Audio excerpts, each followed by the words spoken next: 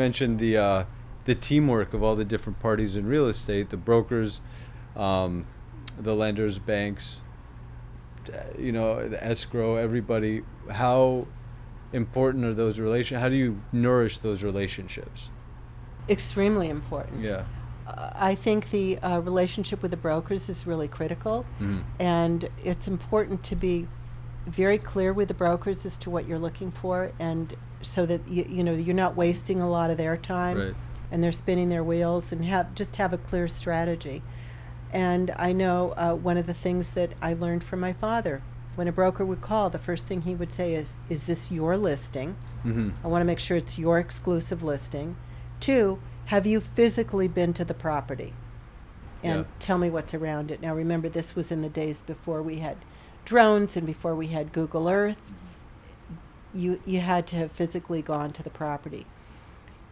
2, he was very clear on what he was looking for. For example, in Santa Monica, he purchased multiple corner properties on Wilshire Boulevard. It wasn't by accident. He told the broker, don't bring me anything unless it's on a corner. And he had brokers who would look for things and it would be off market. They'd have to go and get a single party exclusive before he would look at it, because he wanted to avoid conflicts between brokers saying, I brought you the deal. No, I brought you the deal. And in working with attorneys, he would tell me, he surrounded himself with attorneys that he worked with they started with him maybe when they were in their 20s, and they're now my age, and we're still working together. It's almost like extended family. These are people who have a real deep knowledge of our industry and who I know I can trust. But one thing that he always reminded me of is attorneys can often be deal breakers. I know people have heard this before, because they're trying to protect your downside. And you ultimately have to make the business decision. And there's always risk. So you can't always listen to your attorney. Yeah. You have to go with your gut. And it's about having a vision and trusting your vision. Look at all the numbers, but then in the end you have to trust your own intuition.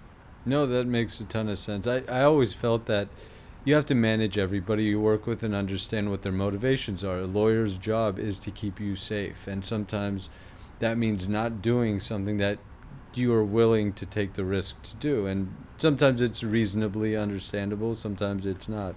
Or not, but it's different than what the lawyer thinks you should do. Now, But they're a lawyer, not the business person. Also, the bankers. He had really good long-term relationships with his bankers. And one of his biggest complaints over the years was that the bankers that he worked with, at that point in real estate history, he could get an answer on a handshake. And things didn't have to go through multiple layers of committee evaluations, etc. They knew him, they knew his reputation, they knew he had never defaulted on a loan, and they were always willing to provide him funding. But he saw over the years there was such turnover. The bankers that he worked with had been, with that bank for maybe 25 years. Right. And then he started seeing a lot of turnover as young people came in every 5 years. They would change, and he no longer had the relationships. So he decided to start his own bank. He said, I want to be the kind of bank that I would like to deal with, where I can finance a developer based on just knowing who he is, understanding his integrity, and having trust and believing in his project and not having to go through multiple layers to get approved. I love his creative spirit of doing all these things that really were needed in the marketplace. That's very interesting. I also wanted to ask, I'm wondering, with the brokers, do you have like a few brokers that you are, somewhat loyal to, or do you, the shotgun approach of talking to every broker? Like, what's a better strategy? Because I could see how brokers might not want to work with you if you have, everybody on the street. In terms of leasing and selling our own properties, we use a third-party management company on a lot of our Southern California properties, and part of the agreement that we have with them is that they have exclusive leasing rights Okay. on the properties that they manage for us. They're a Okay. very sophisticated organization. We love working with them. They've brought us great tenants, and they do a really good job of representing us.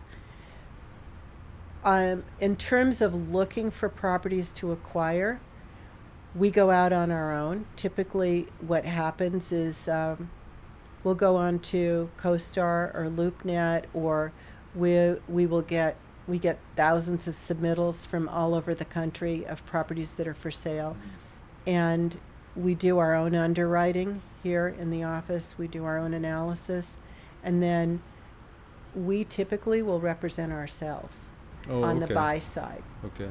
and we deal directly with the broker who has the listing. Okay.